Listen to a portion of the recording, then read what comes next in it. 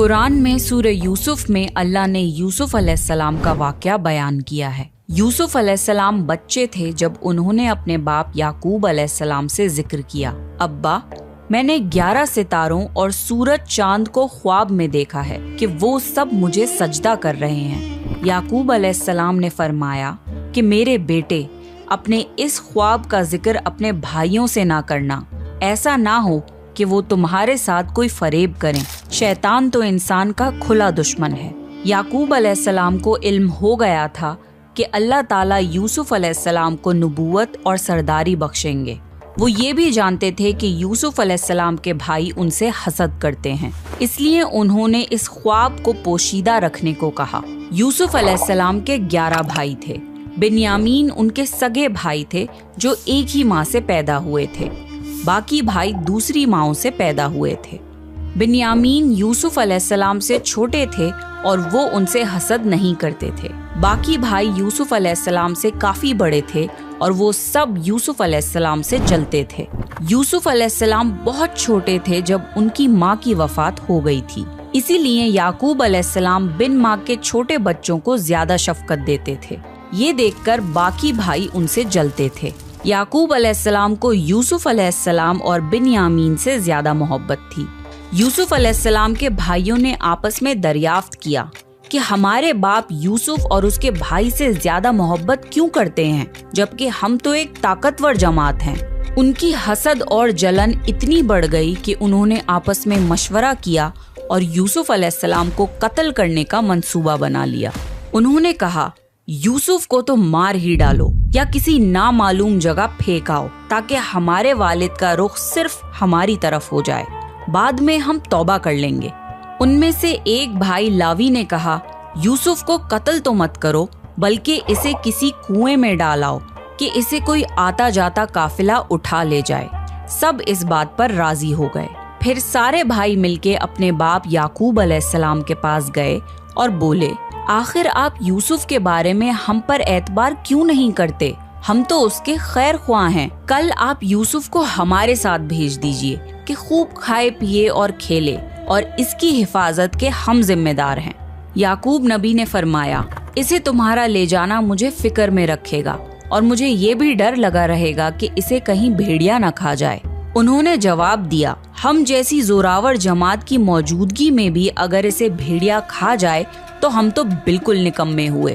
بیٹوں کے بار بار اصرار پر یعقوب علیہ السلام یوسف علیہ السلام کو اپنے بھائیوں کے ساتھ بھیجنے پر رضامند ہو گئے۔ اگلے دن سارے بھائی یوسف علیہ السلام کو لے کر چل دیے۔ راستے میں انہوں نے یوسف علیہ السلام کو خوب مارا پیٹا اور پھر ایک کنویں میں پھینک دیا۔ یوسف علیہ السلام کنویں میں ایک پتھر پر گرے اور وہ اس پر بیٹھ گئے۔ یوسف علیہ السلام کو یہ یقین نہیں آ رہا تھا کہ ان کے بھائیوں نے ان کے ساتھ ایسا کیوں کیا۔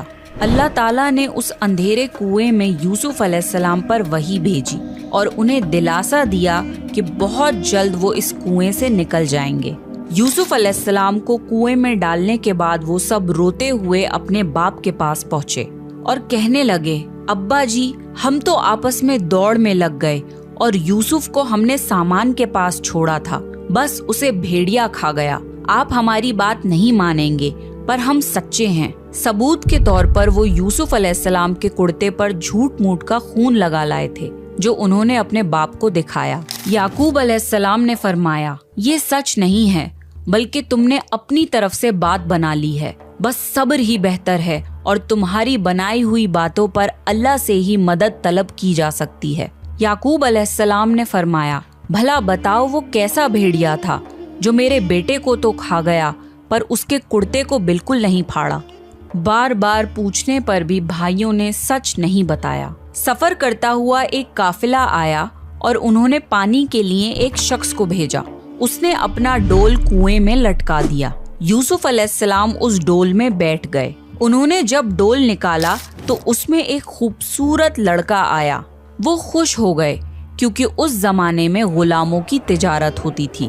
وہ قافلہ یوسف علیہ السلام کو اپنے ساتھ مصر لے گیا اور انہیں ایک معمولی قیمت پر غلام کے طور پر بیچ دیا۔ عزیز مصر نے اس خوبصورت بچے کو خریدا اور اپنی بیوی زلیخا کو تحفے میں پیش کیا اور فرمایا، کہ اسے بہت عزت اور احترام کے ساتھ رکھو، بہت ممکن ہے کہ یہ ہمیں فائدہ پہنچائے یا ہم اسے بیٹا ہی بنا لیں۔ اس طرح یوسف علیہ السلام عزیز مصر کے یہاں پلے بڑھے۔ عزیز مصر نے یوسف علیہ السلام کو بیٹوں کی طرح رکھا۔ جب یوسف علیہ السلام بڑے ہوئے تو انہیں شاہی محل کی دیکھ بھال دے دی گئی۔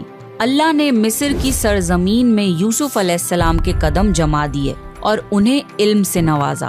جب یوسف علیہ السلام جوان ہوئے تو جوانی کے ساتھ ان کے حسن میں بھی اضافہ ہوا۔ حسن یوسف واقعی بے مثال تھا۔ یوسف علیہ السلام اس دنیا کے سب سے خوبصورت شخص تھے۔ اللہ نے خوبصورتی کو 2 حصوں میں بانٹا۔ آدھا حسن اس پوری دنیا کی تمام مخلوق میں تقسیم کرا اور باقی آدھا حسن صرف یوسف علیہ السلام کو ہی دے دیا۔ سبحان اللہ، یہ ہے حسن یوسف۔ عزیز مصر کی بیوی زلیخا یوسف علیہ السلام کے حسن کو دیکھ کر فدا ہو گئی اور اس نے یوسف علیہ السلام کے ساتھ بدکاری کا ارادہ کیا۔ پھر اس نے اپنے محل میں یوسف علیہ السلام کو بہلانا پھسلانا شروع کر دیا۔ ایک رات زلیخا نے یوسف علیہ السلام کو سارے دروازے بند کر کے کہا، آئیے یوسف، میں نے یہ زیب و زینت آپ کے لیے کی ہے۔ یوسف علیہ السلام نے کہا، اللہ کی پناہ، یہ ناممکن ہے، میں ایسا نہیں کر سکتا۔ کیا میں اپنے مالک کی بیوی کے ساتھ بدکاری کروں جس نے مجھے اپنے بیٹوں کی طرح پالا؟ یہ بہت بڑا ظلم ہے۔ جب زلیخا ضد کرنے لگی تو یوسف علیہ السلام وہاں سے بھاگے۔ زلیخا ان کے پیچھے بھاگی اور دونوں دروازے کی طرف دوڑے۔ زلیخا نے یوسف علیہ السلام کا کرتا پیچھے سے کھینچ کر پھاڑ دیا۔ دروازے کے پاس ہی عزیز مصر دونوں کو مل گئے۔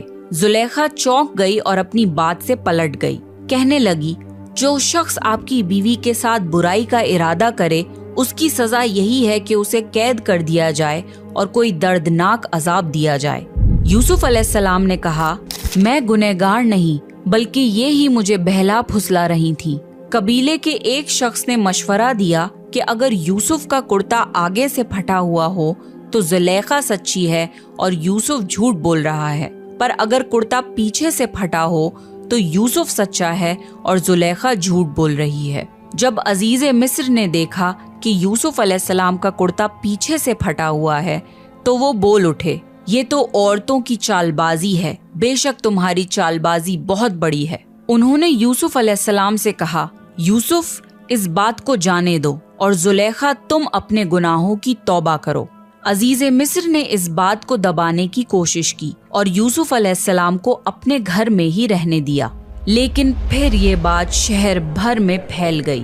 عورتیں طرح طرح کی باتیں کرنے لگیں۔ لوگ زلیخا کو تانے دینے لگے کہ عزیز مصر کی بیوی اپنے جوان غلام کو بہلانے پھسلانے میں لگی رہتی ہے۔ جب زلیخا تک یہ باتیں پہنچی تو اس نے سب کے لیے ایک دعوت کا انتظام کیا اور سب عورتوں کو بلایا۔ سب کے سامنے پھل رکھے گئے اور سب کو ایک چھری دی گئی۔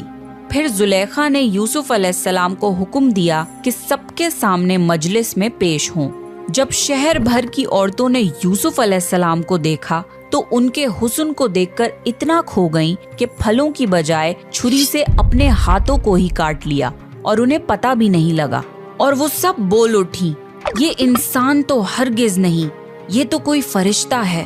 اس وقت زلیخا نے کہا، تو یہ ہے وہ جس کے لیے تم سب مجھے تانے دے رہے تھے۔ اس کے بعد شہر کی ساری امیر عورتیں یوسف علیہ السلام کی عاشق ہو گئیں اور ہر ایک کی خواہش تھی کہ یوسف علیہ السلام ان سے محبت کرے۔ انہوں نے ہر طریقہ اختیار کیا کہ وہ کسی طرح یوسف علیہ السلام کے ساتھ بے حیائی کر لیں۔ یوسف علیہ السلام نے اس سب سے پریشان ہو کر اللہ سے دعا کی، اے میرے پروردگار، جس بات کی طرف یہ عورتیں مجھے بلا رہی ہیں اس سے تو مجھے جیل خانہ پسند ہے، مجھے ان کے فریب سے دور کر دے۔ شہر بھر میں یہ بات پھیلتی چلی گئی۔ تب زلیخا اپنے شوہر کے پاس گئی اور کہا، اب کیا کیا جائے؟ معاملہ بہت پھیل گیا ہے، اس بات کو دبانے کے لیے کچھ کرنا چاہیے۔ عزیز مصر نے اپنی اور اپنی بیوی کی عزت بچانے کے لیے یوسف علیہ السلام کو قید خانے میں ڈلوانے کا فیصلہ کیا۔ پھر یوسف علیہ السلام پر بدکاری کی تہمت لگا کر انہیں قید خانے میں ڈلوا دیا گیا۔ قید خانے کے لوگ جان چکے تھے کہ یوسف علیہ السلام بہت نیک ہیں۔ اس جیل میں 2 لوگوں نے خواب دیکھے اور ان خواب کی تعبیر کے لیے وہ یوسف علیہ السلام کے پاس آئے۔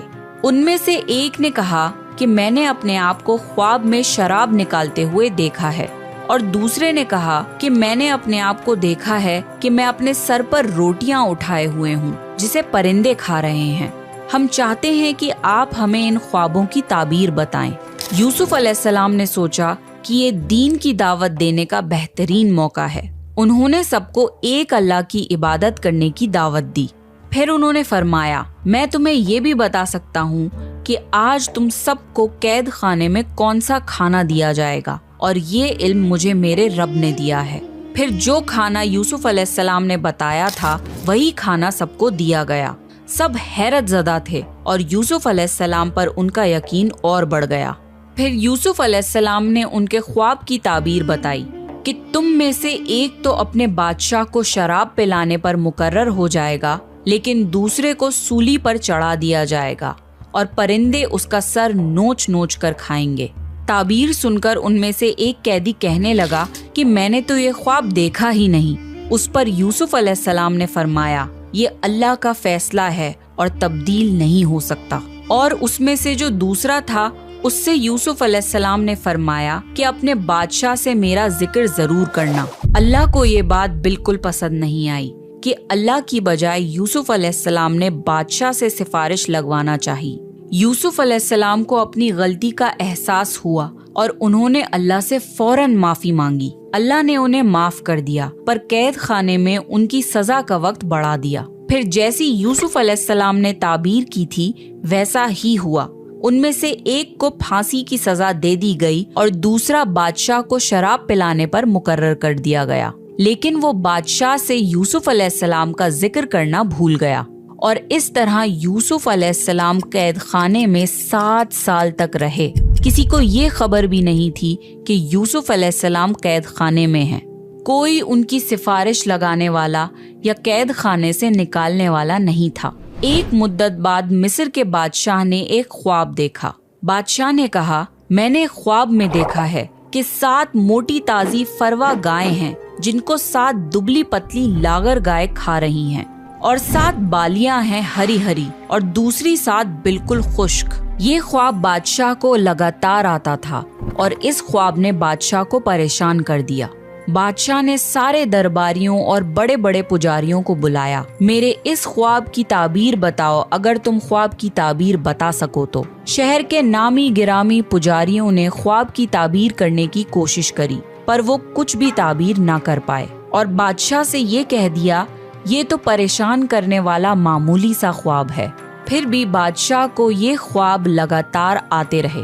پھر بادشاہ کو شراب پلانے والے قیدی کو یوسف علیہ السلام یاد آئے کہ وہ خوابوں کی تعبیر کرتے ہیں۔ اس نے بادشاہ کو یوسف علیہ السلام کے بارے میں بتایا اور قید خانے جانے کی اجازت مانگی۔ پھر وہ قید خانے گیا اور یوسف علیہ السلام سے مل کر بادشاہ کے خواب کا ذکر کیا۔ تب یوسف علیہ السلام نے خواب کی تعبیر بتائی کہ اب جو 7 سال آئیں گے اس میں بہت بارش برسائی جائے گی اور فصل بہت اچھی ہوگی۔ تم 7 سال تک لگاتار گیہوں بویا کرنا اور فصل کاٹ کر اسے بالیوں یعنی چھلکوں سمیت ہی رہنے دینا۔ اس کے بعد 7 سال نہایت سخت قحط کے آئیں گے، تب تم وہ ذخیرہ کیا ہوا گیہوں استعمال کرنا۔ یوسف علیہ السلام نے صرف خواب کی تعبیر ہی نہیں بتائی بلکہ اس کا علاج بھی بتایا۔ جب یہ بات بادشاہ کو بتائی گئی تو اس نے یوسف علیہ السلام کو قید سے رہا کرنے کا حکم دیا، لیکن یوسف علیہ السلام نے انکار کر دیا کیونکہ وہ کسی احسان کے تحت رہا نہیں ہونا چاہتے تھے بلکہ اپنی بے گناہی ثابت کرنا چاہتے تھے۔ یوسف علیہ السلام نے فرمایا، اپنے بادشاہ سے پوچھو کہ ان عورتوں کا حقیقی واقعہ کیا ہے جنہوں نے اپنے ہاتھ کاٹ لیے تھے۔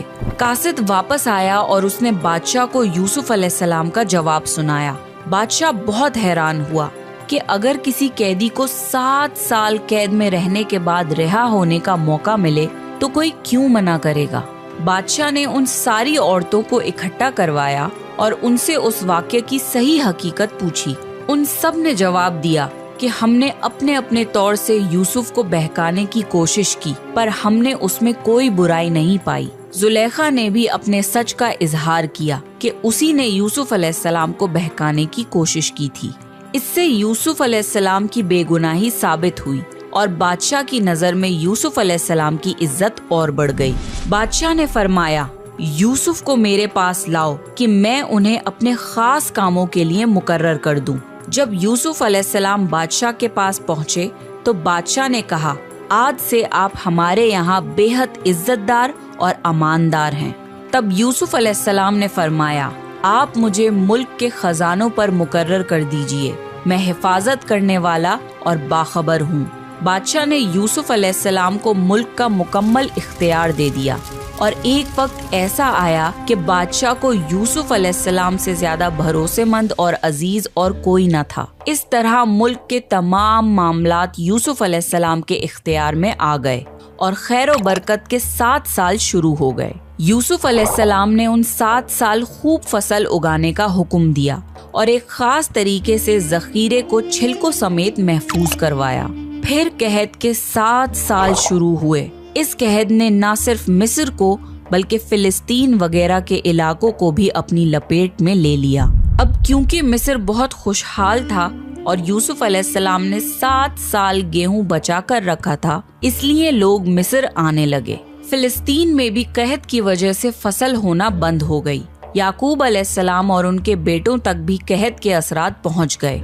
उनके इलाके में ना फसल होती थी ना गल्ला मिलता था, मिलता भी था तो बहुत महंगा।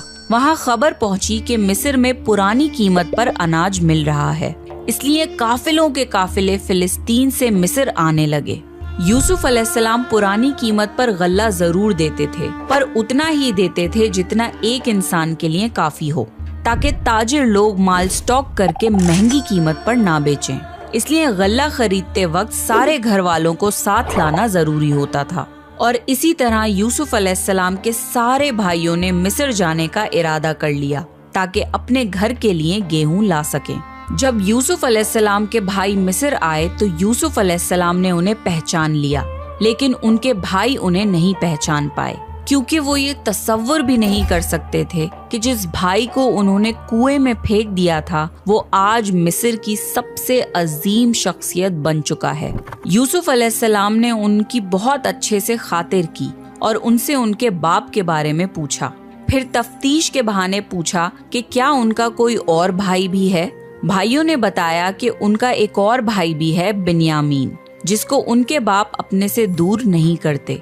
यूसुफ अलैहिस्सलाम ने उन्हें उस साल की गंदुम दे दी, लेकिन ये शर्त रख दी कि अगले साल वो लोग बिन्यामीन को भी लाएं, वरना उन्हें गंदुम नहीं मिलेगी। ये इसलिए क्योंकि यूसुफ अलैहिस्सलाम अपने सगे भाई बिन्यामीन से मिलना चाहते थे। फिर जिन पैसों से उन्होंने गेहूं खरीदा था, यूसुफ अलैहिस्सलाम ने अपने खिदमतदारों से कहा कि इनकी पूंजी इन्हीं के सामान में वापस रख दो। ये इसलिए क्योंकि यूसुफ अलैहिस्सलाम चाहते थे कि वो अगले साल जरूर आएं और मुमकिन है कि उनके पास दोबारा आने के लिए रकम ना हो और वो गंदुम खरीदने ना आएं। घर पहुंचने पर भाइयों ने याकूब अलैहिस्सलाम से कहा कि आइंदा हमें गेहूं तभी मिलेगा जब बिन्यामीन को हम अपने साथ लेकर जाएंगे। याकूब अलैहिस्सलाम ने उनकी बात मानने से इनकार कर दिया। फिर जब उन्होंने अपना सामान खोला तो उसमें अपने पैसे मौजूद पाए। ये देखकर उन्होंने याकूब अलैहिस्सलाम को और मनाने की कोशिश की। याकूब अलैहिस्सलाम ने फरमाया, मैं बिन्यामीन को तुम्हारे साथ तब तक नहीं भेजूंगा जब तक तुम अल्लाह की कसम ना खाओ कि इसे अपने साथ वापस लेकर आओगे। उन सब ने अल्लाह की कसम खा ली कि बिन्यामीन को अपने साथ हिफाजत से रखेंगे। अगले साल जब फिर से मिस्र जाने का वक्त आया तो याकूब अलैहिस्सलाम ने अपने बेटों को नसीहत दी, ऐ मेरे बच्चों, तुम सब एक दरवाजे से मत जाना बल्कि अलग अलग दरवाजों से दाखिल होना। मतलब ये था कि तुम सब 11 नौजवान भाई हो, तुम्हें साथ देखकर कोई हसद ना कर बैठे और तुम्हें नजर न लग जाए। नजर का लग जाना बरहक है।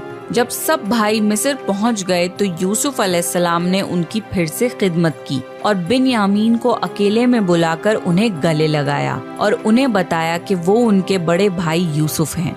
फिर यूसुफ अलैहिस्सलाम ने अपने भाई को अपने पास रोकने के लिए एक तरगीब लगाई।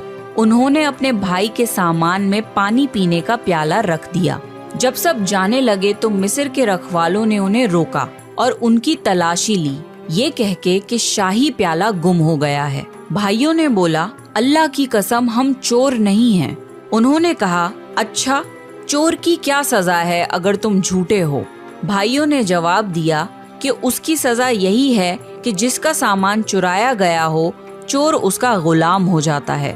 یوسف علیہ السلام نے ان کے سامان کی تلاشی کروائی اور بنیامین کے سامان میں شاہی پیالہ مل گیا۔ بھائیوں نے فوراً کہا کہ اگر اس نے چوری کی ہے تو کوئی تعجب کی بات نہیں، اس کا بھائی یوسف بھی پہلے چوری کر چکا ہے۔ یوسف علیہ السلام کو اس بات کا بہت برا لگا کہ اتنے سال بعد بھی ان کے بھائیوں کا دل ان کے لیے ذرا بھی نرم نہیں ہوا۔ یوسف علیہ السلام نے اس بات کو دل میں ہی رکھ لیا اور صرف یہ کہا کہ آپ لوگ بہت برے ہو اور جو کچھ آپ بیان کرتے ہو اس کا اللہ ہی گواہ ہے۔ اب سارے بھائی یوسف علیہ السلام کی منتیں کرنے لگے اور بولے کہ اے عزیز مصر، اس کے باپ بہت ضعیف عمر کے بوڑھے شخص ہیں، آپ اس کی جگہ ہم میں سے کسی کو رکھ لیجئے۔ یوسف علیہ السلام نے فرمایا کہ گنہگار کے سوا ہم کسی اور کو گرفتار نہیں کر سکتے، یہ ناانصافی ہوگی۔ وہ سب بھائی بے حد پریشان ہو گئے اور آپس میں مشورہ کرنے لگے کہ ہم بنیامین کو چھوڑ کر کیسے واپس جائیں، ہم نے تو اپنے باپ کو قسم دی ہے۔ ان میں سے ایک بھائی لاوی نے بولا کہ پہلے بھی ہم اپنے باپ کو یوسف کے متعلق تکلیف دے چکے ہیں، مجھ میں ہمت نہیں کہ اس بار بھی ان کا سامنا کروں، اس لیے میں یہاں سے نہیں جاؤں گا، تم سب واپس چلے جاؤ۔ جب سارے بھائی فلسطین واپس پہنچے تو بنیامین کے واپس نہ آنے پر یعقوب علیہ السلام بہت رنجیدہ ہو گئے۔ یوسف علیہ السلام کو وہ پہلے ہی کھو چکے تھے اور اب ایک اور بیٹے بنیامین کی جدائی ان سے برداشت نہیں ہوئی۔ بھائیوں نے انہیں سارا واقعہ بتایا تو یعقوب علیہ السلام نے فرمایا کہ تم نے اپنی طرف سے کوئی بات بنا لی ہے جس طرح پہلے کیا تھا، بس اب صبر ہی بہتر ہے، بے شک اللہ علم و حکمت والا ہے۔ یعقوب علیہ السلام یوسف علیہ السلام کی جدائی میں 40 سال تک روتے رہے۔ وہ بنیامین میں یوسف علیہ السلام کی جھلک دیکھ کر اپنے آپ کو دلاسا دیتے تھے، پر جب بنیامین بھی ان سے چھن گیا تو یہ ان کے صبر کا سب سے بڑا امتحان تھا۔ یوسف علیہ السلام کی یاد میں رو رو کر ان کی آنکھیں ویسے ہی کمزور ہو گئی تھیں، لیکن اس صدمے کی وجہ سے وہ اتنا روئے کہ ان کی بینائی چلی گئی اور ان کی آنکھیں سفید ہو گئیں۔ بنیامین کے نہ آنے پر انہوں نے بولا ہائے یوسف۔ یہ سن کر سارے بھائی چڑ گئے اور بولے آپ ہمیشہ یوسف کو ہی یاد کرتے رہیں گے، یہاں تک کہ آپ جان ہی دے دیں گے۔ اس پر یعقوب علیہ السلام نے فرمایا میں تو اپنے غم اور تکلیف کا اظہار اللہ ہی سے کرتا ہوں اور اللہ ہی کی طرف سے وہ باتیں جانتا ہوں جو تم نہیں جانتے۔ یعقوب علیہ السلام نے فرمایا میرے بچوں، تم مصر جاؤ اور عزیز مصر سے بات کرو اور اللہ کی رحمت سے نا امید مت ہونا۔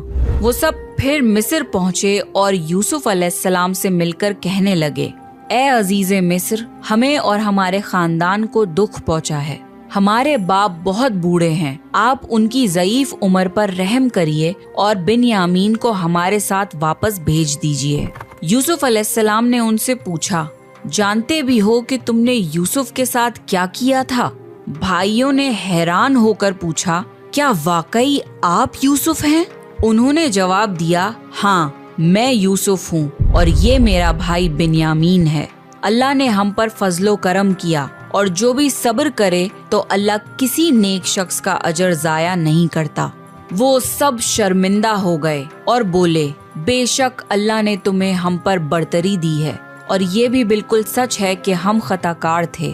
یوسف علیہ السلام اس مقام پہ انہیں سزا دے کر ان سے بدلہ لے سکتے تھے، پر یوسف علیہ السلام نے انہیں معاف کر دیا اور فرمایا آج تم پر کوئی ملامت نہیں ہے، اللہ تمہیں بخشے، وہ سب مہربانوں سے بڑا مہربان ہے۔ میرا یہ کرتا لے جاؤ اور اسے میرے والد کے چہرے پر ڈال دو کہ وہ دیکھنے لگے اور اپنے خاندان کو میرے پاس لے آؤ۔ سارے بھائی یوسف علیہ السلام کا کرتا لے کر فلسطین کی طرف چل دیے۔ وہ راستے میں ہی تھے کہ یعقوب علیہ السلام نے یوسف علیہ السلام کی خوشبو محسوس کر لی اور کہنے لگے مجھے یوسف کی خوشبو آ رہی ہے، خاندان کے سب لوگ یعقوب علیہ السلام کو دیوانہ سمجھ رہے تھے۔ جب سارے بھائی یعقوب علیہ السلام کے پاس واپس پہنچے تو انہیں سارا واقعہ بتایا اور ان کے چہرے پر یوسف علیہ السلام کا کرتا ڈالا تو یعقوب علیہ السلام کی بینائی واپس آ گئی اور وہ پھر سے دیکھنے لگے۔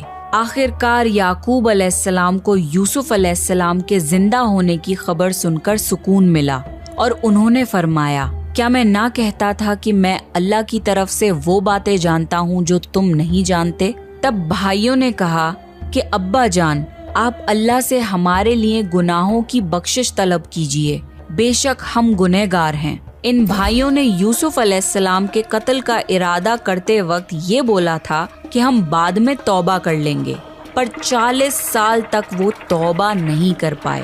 بے شک اللہ کی اجازت کے بنا کوئی توبہ بھی نہیں کر سکتا۔ یعقوب علیہ السلام نے اپنے بیٹوں کے لیے اللہ سے معافی طلب کی، پھر سارا خاندان فلسطین چھوڑ کر مصر کی طرف روانہ ہو گیا۔ آخر کار یعقوب علیہ السلام اپنے بیٹے یوسف علیہ السلام سے 40 سال بعد ملے۔ بیٹے اور باپ کی اس کیفیت کا تصور کیجئے کہ کیا عالم ہوگا۔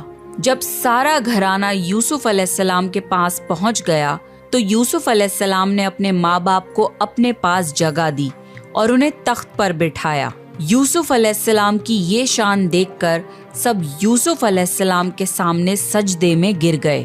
تب یوسف علیہ السلام نے فرمایا، ابا، یہ میرے بچپن کے خواب کی تعبیر ہے، میرے رب نے اسے سچا کر دکھایا۔